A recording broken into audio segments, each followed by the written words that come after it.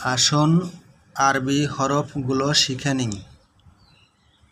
আলিফ, বা, তা, সা, জিম, হা, খ, দাল, জাল, র, ঝা, সিন, শিন, সোয়াদ, দোয়াদ, তোয়া, জ, আইন, ওয়াইন, হা, কফ, কাফ, লাম, মিম,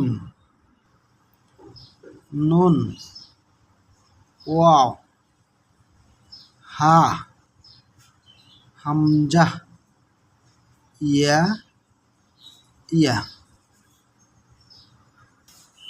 সঠিকভাবে আরবি শেখার এখনই সময়, বড় হলে আর শুদ্ধ করা সম্ভব হয় না।